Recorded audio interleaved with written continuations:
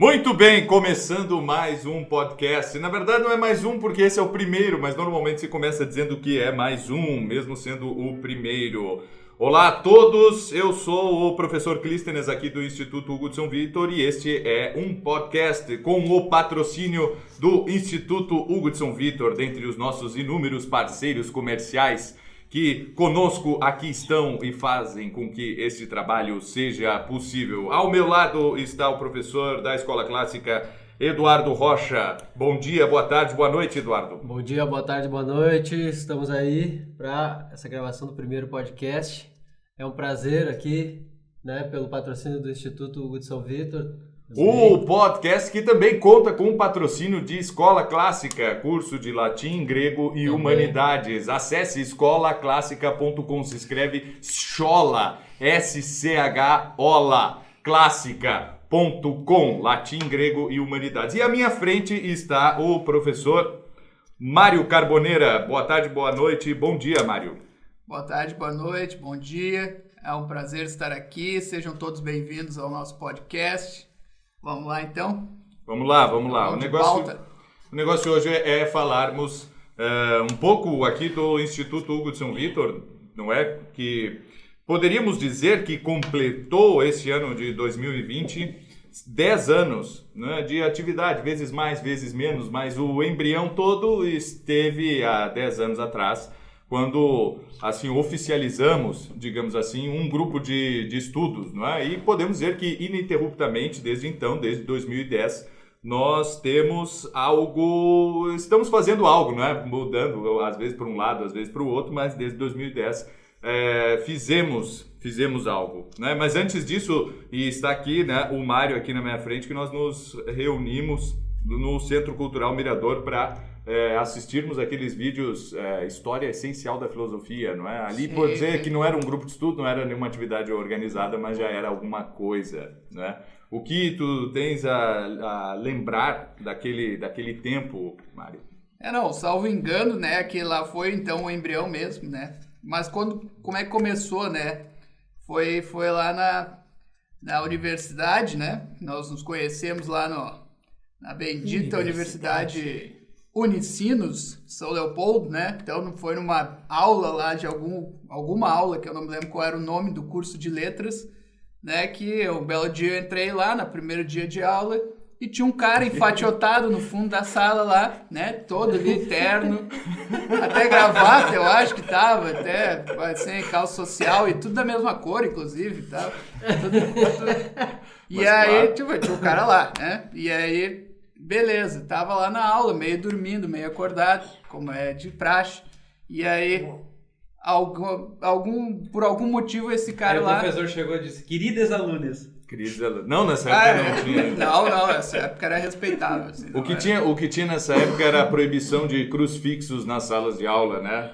Das universidades públicas, mas lá não era mais pública, né? Nunca foi pública. E mesmo assim eles tiraram os crucifixos. Mas é a universidade jesuíta? Pois é. Eles se autopuniram, assim, por assim dizer.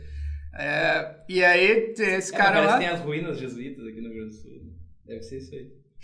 As ruínas de São Miguel, na verdade, são a glória jesuíta. Lá onde nós estudávamos que são as ruínas jesuítas verdadeiras, né?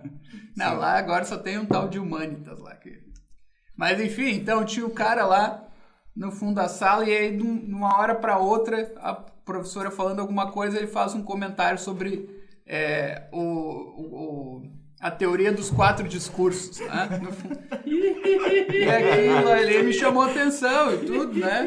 Eu já conhecia ali o tal do Olavo de Carvalho e tal, um ano, mais ou menos, conheci ele em 2009, 2008, por aí, né? E aí me chamou a atenção, aí quando acabou a aula, a gente foi lá conversar com ele e tal, e esse cara era o Clístenes, né? Ele recitou o Código Maçônico, né?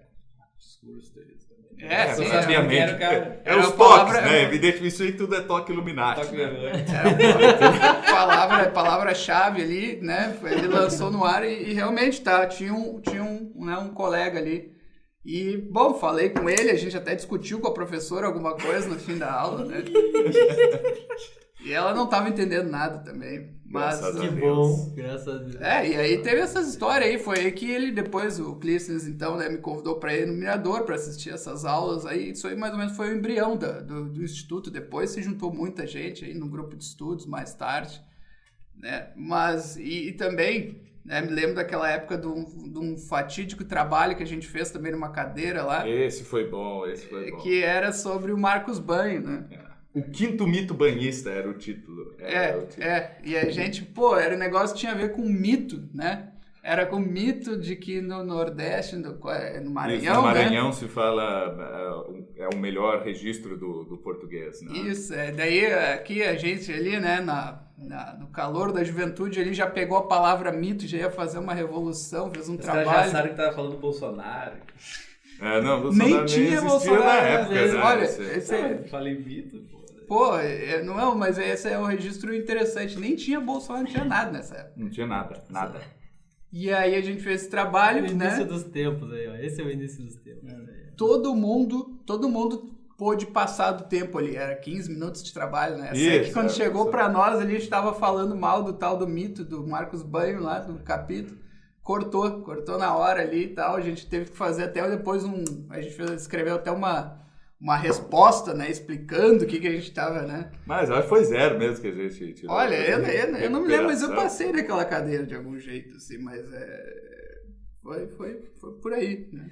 Depois só foi. Muito bem, né? Marcos Banho pode voltar aí a qualquer momento nesse podcast. Certo? Mas a coisa foi indo assim, né? A gente realmente tinha ali o grupo de estudos, veio bastante gente participar ali dos encontros e tal, né? Era uma coisa totalmente anárquica e simplesmente a gente se reunia, ali meio que pegava um livro para comentar e apresentar para os outros, explicar, não é? Indicar leituras e tudo isso. E foi isso. Isso aí, ó, a gente pode pegar de 2010 até 2014, né? Porque no final de 2013 eu fui tomar um café com o Renan dos Santos, da Concreta, não aquele do MBL, né? O da editora Concreta, e diz, vamos fazer um evento, certo? Assim, ó, porque aqui em Porto Alegre deve ter mais gente, né? A gente tem aqui o grupo de estudos, né, que se chama ainda, né, Confraria de Artes Liberais. Vamos fazer um evento e vamos divulgar, fazer uma página no Facebook, um evento no Facebook. Existia isso aí, eu não sei se existe mais, né? Mas funcionava bastante esse negócio de fazer evento no Facebook. E aí a gente vai conhecer mais gente aqui de Porto Alegre, né? Vai ser interessante, cada um de nós ali dá uma palestra, mas vejam bem, não é? Nós estávamos ali pelo menos estudando juntos e tal há uns 4 anos, né? Estudávamos latim, não sei o quê, pipipi. E aí, vamos fazer então, né? Aí organizamos, pegamos ali uma sala de um hotel, conseguimos um sacerdote que ia celebrar até uma missa domingo e tal, né? Foi joia, assim, né? A gente pensou, vai vir aí umas 20, 30 pessoas, daí vai ser sucesso total. A questão é que nesse evento, né? Cada um botou ali 200, 300 pilas, assim, pra gente conseguir pagar as contas. E nesse evento não veio mais ou menos umas 100 pessoas circulando, assim, dentre os 2 dias de evento, né? Está abarrotado de gente, a gente chegava e já não tinha lugar, o cara, não vou ficar aqui de pé, ia embora e tal. Mas era assim, né? Veio muita gente, veio gente de outros lugares, nós falamos aqui de Porto Alegre, e Porto Alegre é muito mais perto de Montevidéu do que de qualquer outro lugar do Brasil, né? Então a gente está, assim, muito longe de tudo e o pessoal veio, né? Veio da Bahia, veio aqui do Paraná, São Paulo e tal, veio muita gente. A gente cresceu o olho, né? E disse, isso aqui é muito bom, realmente a gente fez o maior evento de todos os tempos, né? Essa coisa toda.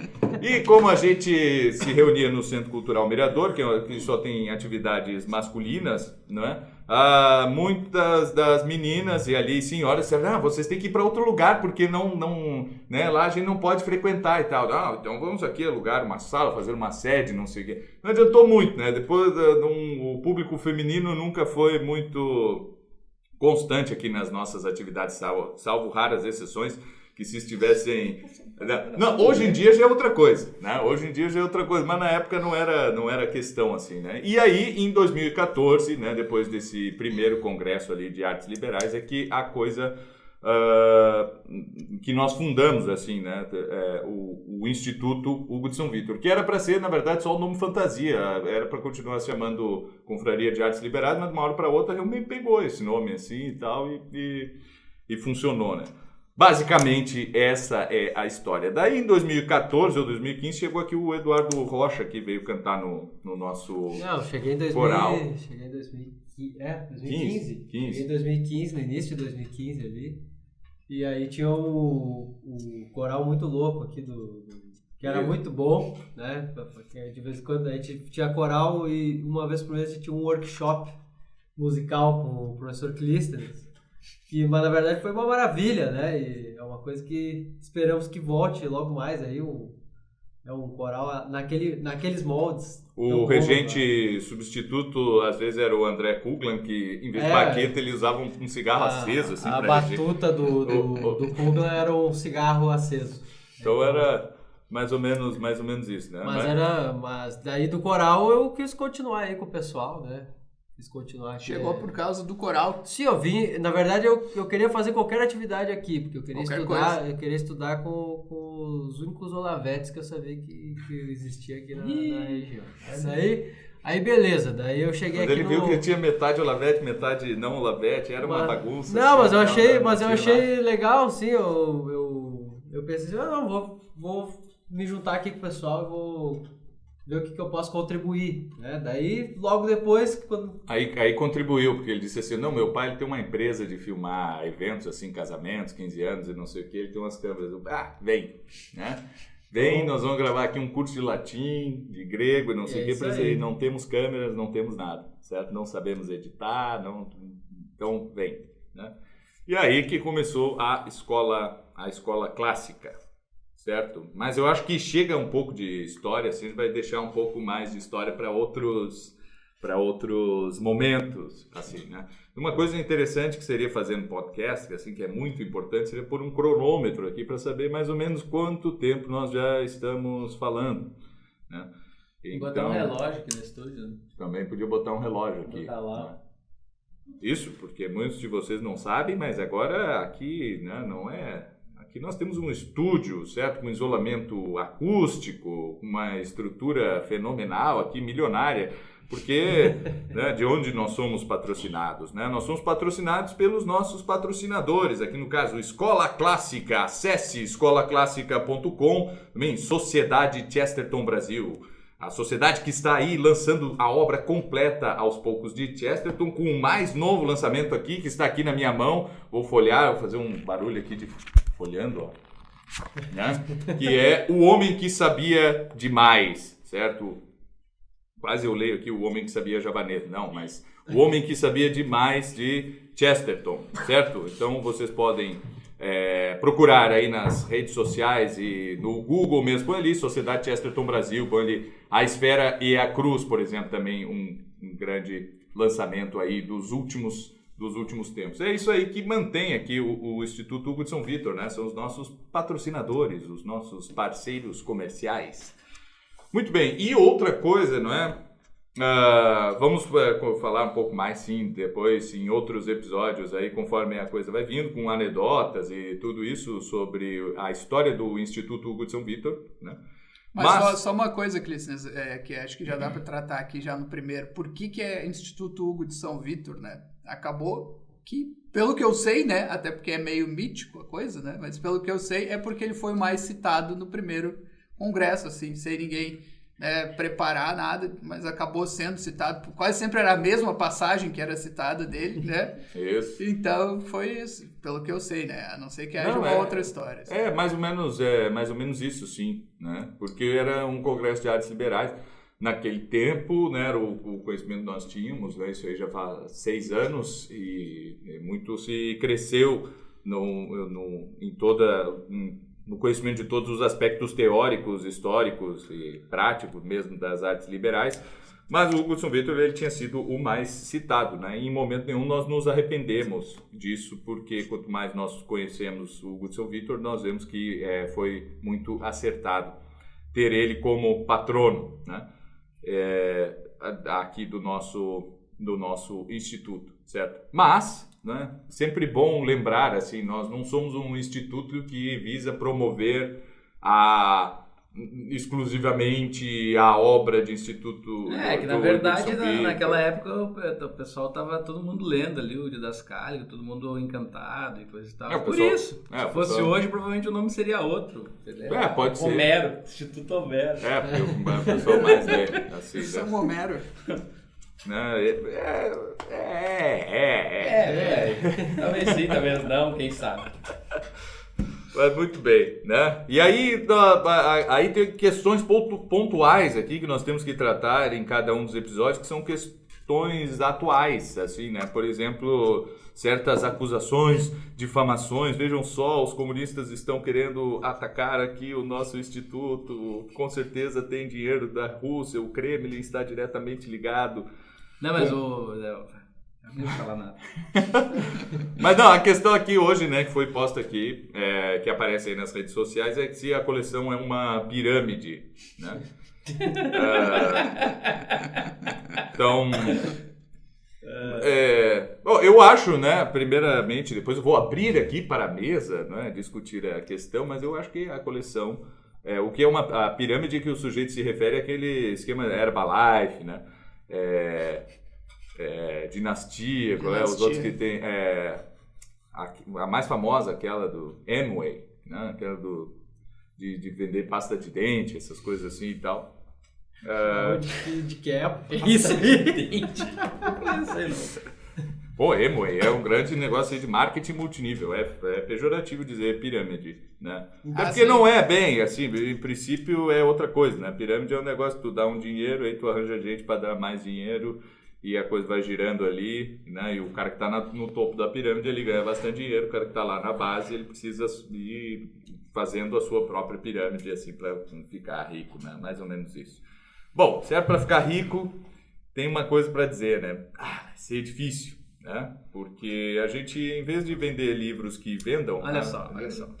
Pessoal, só o volume 3 já tinha que ser cobrado o preço da coleção toda. Só isso. É só isso que eu tenho para dizer. Ponto. Então vai... A gente podia parar no volume 3. Não, podia até parar no volume 13. Mas não vamos. Já tava bom o suficiente, eu tinha que... Porque não tem nada igual. Não tem como. O pessoal não tem ideia desse negócio. E a gente começou, na verdade, a atividade editorial aqui no Instituto vendendo livros em latim e grego, né? Sem tradução para o português, certo? Então, que é um negócio que não vende nada, assim, porque quem vai comprar um livro que ele não consegue ler, certo? É só para bonito, para botar na prateleira. Mas nós acreditamos nisso e vamos continuar fazendo, certo? E pronto, né? Porque por que o sujeito vai aprender latim e grego se ele não tem nenhum livro em casa nessas línguas para ler? Né? Isso aí seria muita cretinice ensinar esses dois idiomas e não oferecer aí a oportunidade do sujeito montar uma biblioteca, né? Mas são 2 ou 3 aí por estado do Brasil que realmente se dedicam a essas coisas, certo? E a coleção é outra coisa, não é? Por que é o que o sujeito achou que era pirâmide? Agora eu já me perdi aqui. Não, é porque é o seguinte, ele paga, né? Paga o valor da coleção ali, que é uma mixaria, e recebe os livros em 3 anos. Então, como ele paga e não recebe nada na hora, recebe ao prazo, ele não, é pirâmide, então eu vou botando dinheiro aí. Era a palavra que ele tinha na cabeça ali pra designar alguma coisa. É que ele nunca ouviu falar de pré-venda, né? Deve ser isso, né? O sujeito nunca ouviu falar de pré-venda. É uma pré-venda. Quer comprar antes, vai pagar um valor mais barato. Depois, quando tiver todos os livros aí, vai ser bem mais caro. E aí tu vai, meu Deus, eu podia ter comprado antes. Claro que vai ser bem mais caro. Claro. Aí o bicho vai agora tá de graça. E o pessoal que não sabe, será que tem... Aí nós até pensamos em xingar o sujeito, né? Dizer pra ele, né? É uma pirâmide mesmo, vamos mandar uma pirâmide aí, tu pega ela e... Enfim. Muito bem. Não, eu acho que a gente tinha que ter feito uma questão aqui disputada né, para distinguir o que ele quer dizer com pirâmide, né? Se ele está falando realmente do negócio da dinastia ali ou se ele está falando de uma pirâmide física. Um abraço pro pessoal da dinastia, você que vem de dinastia Rinode. Dando dinheiro para nós. E podem patrocinar se vocês tiverem dinheiro, né? Porque a maioria não tem. Não, tem. Aqueles caras que andam com os carros. Não tem, né? A maioria, quero dizer, né?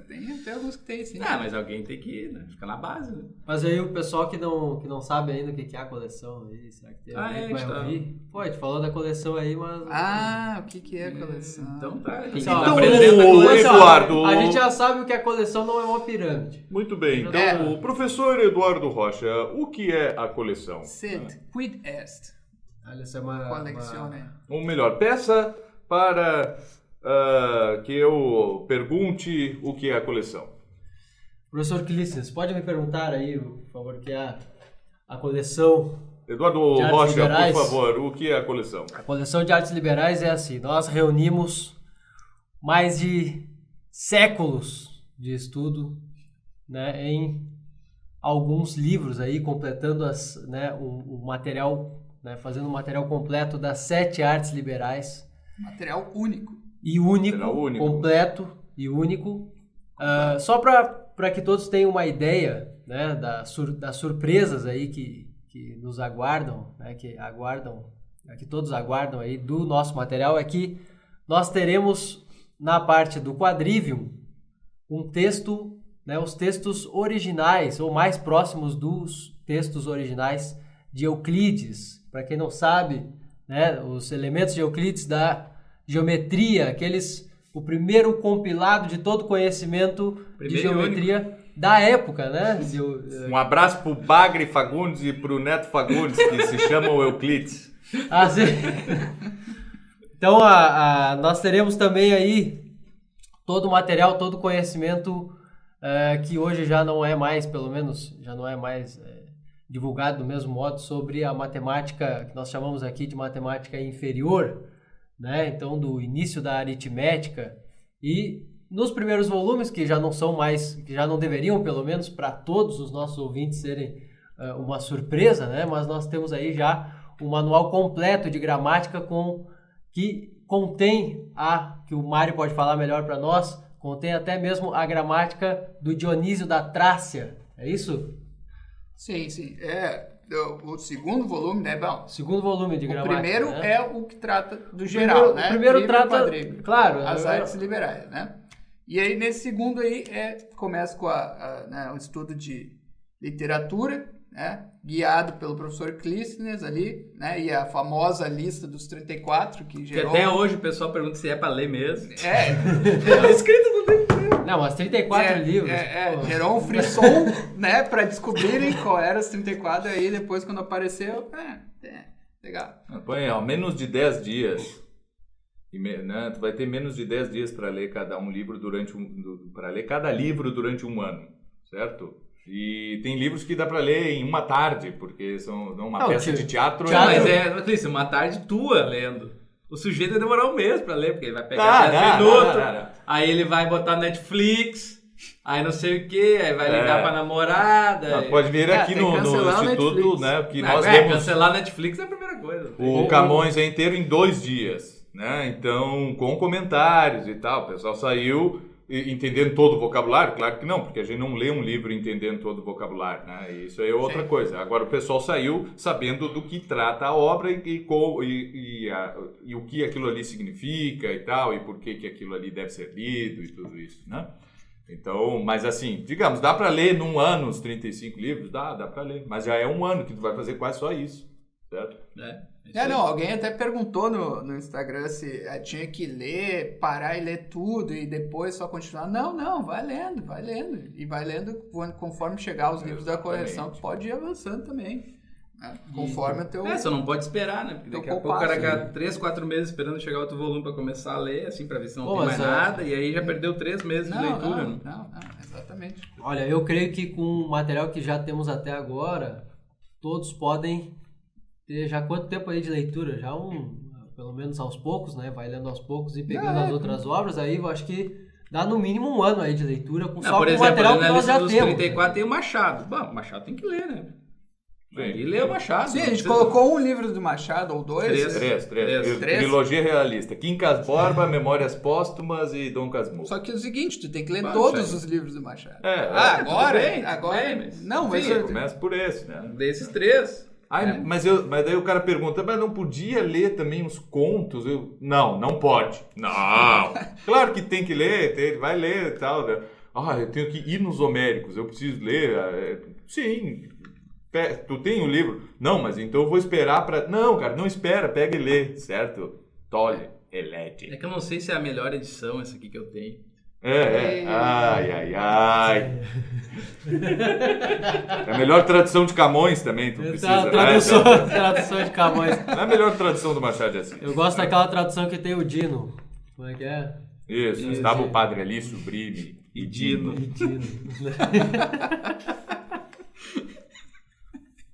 Muito bem. Então tá, e aí pra finalizar, depois tem o guia da gramática, que o Eduardo perguntou ali.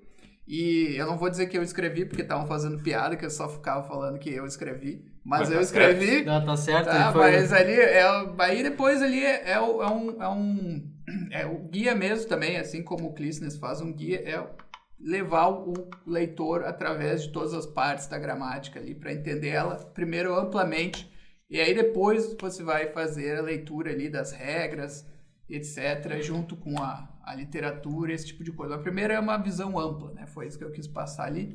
E é isso aí, né? E depois, no terceiro, aí vai ter o Padre Manuel. E aí sim, né? Aí a coisa vai ficar complicada. Aí o bicho pega. Padre Manuel Álvares, né? Que nada mais, nada menos é a mais influente gramática de latim. Aí quase podemos dizer que de todos os tempos, certo? Porque as escolas jesuítas foram as que mais se espalharam aí pelo mundo afora, então é um manual que serviu e foi adaptado de tempos em tempos para ensinar latim tanto para europeus, tanto germânicos quanto romanos, e também para índios, indianos, japoneses e por aí afora. E uma coisa interessante dessa gramática do Padre Manuel Álvares é que nós vemos ali na própria gramática a tentativa do gramático de resolver problemas da época dele. Sim. Resolver problemas que ficaram sem uma solução mesmo de classificações, né, enfim, até mesmo de nomes gramaticais que ainda não existiam. Ele vai lá e dá um nome melhor ou classifica melhor ali alguma palavra, né, ou algum uso de alguma função sintática e assim por diante, né? Então a gente vai ver aí nessa gramática não só um conteúdo gramatical qualquer, né, não só uma narração, um conjunto de regras, mas o esforço do próprio gramático de tentar entender ali certas coisas que não haviam sido... E ensinar, né? Porque ele não é um teórico, não é um teórico linguista ou qualquer coisa assim. O Padre Manuel Álvares é um professor. É um professor. E que está inserido, né? O sujeito pode pensar, mas esse negócio de artes liberais não é da Idade Média e não sei o quê. Por que vocês pegaram principalmente obras renascentistas, né? Para tratar do trivium, né? Enfim, do século já, né? Entre ali o século XVI e XVII já, obras que vigoraram principalmente nesses tempos. Bem, a questão é que ali nós temos o ápice de toda essa tradição que começa na Idade Média, que começa na Antiguidade, se cristaliza na Idade Média e chega na educação dos jesuítas na sua forma mais plena, não é? Por exemplo, já que estamos falando aqui do Manuel Álvares, ele simplesmente conhecia todas as gramáticas, né? Conhecia o Donato, conhecia o Prisciano, conhecia o Alcuino, o que o Isidoro de Sevilha tinha falado sobre gramática, tudo, certo? E aí ele diz, olha, está aqui, né? Então, tudo que já falaram é isto, mas eu lendo Virgílio, lendo Cícero, lendo Santo Tomás, Quintiliano, qualquer um, eu encontro certas coisas que ainda não foram tratadas pelos gramáticos e agora eu vou tratar, certo? Então é mais ou menos... E aí dá 600 páginas. É da mãe. Mas se o sujeito vai dizer assim... Agora, se o sujeito vai dizer assim, e o latim não sei o que... Bom, mas assim, ó, nas primeiras páginas do primeiro volume da nossa coleção, nós já dizemos que o sujeito tem que começar a estudar latim. E nós damos ali a indicação de um livro que serve para autodidatas, certo? Porque toda educação é, em parte, também autoeducação. Não tem como fugir disso, certo? Lembrando aqui... a saudosa memória do professor Piazzi, no Pierluigi, certo? Que dizia assim, olha, o negócio tu tem que estudar, depois fazer as atividades, fazer os temas, não é? Não adianta só assistir a aula, né? Olha só, é um grande revolucionário da pedagogia. Pois é, o sujeito teve que, certo, ser doutor em física, ser um dos primeiros sujeitos que no Brasil programava computadores e tal, para dizer o básico, assim, que... Para ser uma autoridade que as pessoas da qual as pessoas pudessem ouvir o básico, né? Exato, né? Então ele diz assim, tu vai lá, entende a aula, certo?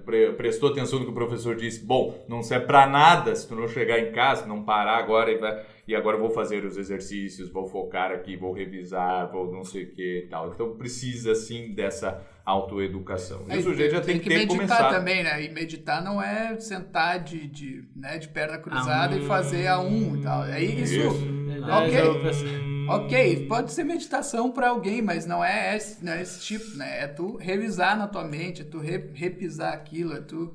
Pode fazer a meditação. Um assunto específico. Comparar com as tuas próprias experiências. Ruminar. Repisar. É um verbo respeitável, usado por grandes escritores. Sim, inclusive. Conculcare. Os tradutores de Sertão. Tá bem, com certeza.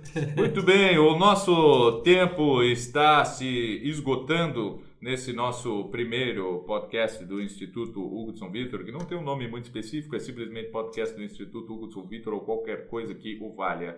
Você pode encontrar, então, esse podcast nas plataformas de podcast, nas plataformas de áudio, né? Lembrando sempre dos nossos patrocinadores, Sociedade Chesterton Brasil, certo? Sociedade Chesterton Brasil, leiam sempre Chesterton, não tem escapatória, é um autor aí de 100 anos atrás que nós precisamos ler. E muito chato de traduzir, então leiam porque porque dá trabalho, certo? Começa por aí. Qualquer coisa, tentar trazer de uma língua germânica como é o inglês, né? Claro, tem muito latim, mas enfim, o Chesterton é um sujeito que gosta de permanecer... Quando existe uma palavra germânica, ele permanece na palavra germânica. Ele não usa uma latina no lugar, certo? Por mais que o inglês possibilite isso.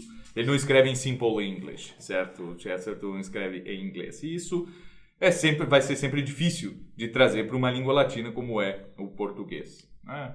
E contamos também com o patrocínio de Escola Clássica, escolaclássica.com, estude grego, latim e humanidades na Escola Clássica, com aulas inteiramente em grego, aulas inteiramente em latim e tudo isso, certo? Estamos aí quando o sujeito vai... O podcast não é um negócio ele é um negócio eterno, assim, né? Pode escutar isso aqui daqui a 100 anos, mas... No caso, quando nós estamos gravando e quando for ao ar aqui, estaremos ainda com a promoção da Black Friday aqui na Escola Clássica. Venham fazer também o curso presencial da Escola Clássica, o curso de verão, que acontecerá em janeiro, certo? De 11 a 23, é isso, né? A data, 11 a 23 de janeiro em Porto Alegre. Um curso de imersão em latim, com muitíssimas horas de aulas, para que todos tenham matem, né, muitos meses de estudo em 2 semanas, pela intensidade que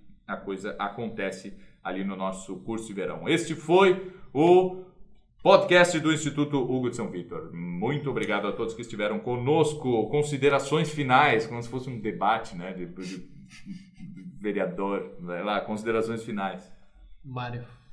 Não, minha consideração final é que nós também temos aí como patrocinador Confraria de Artes Liberais. Confraria de Artes Liberais.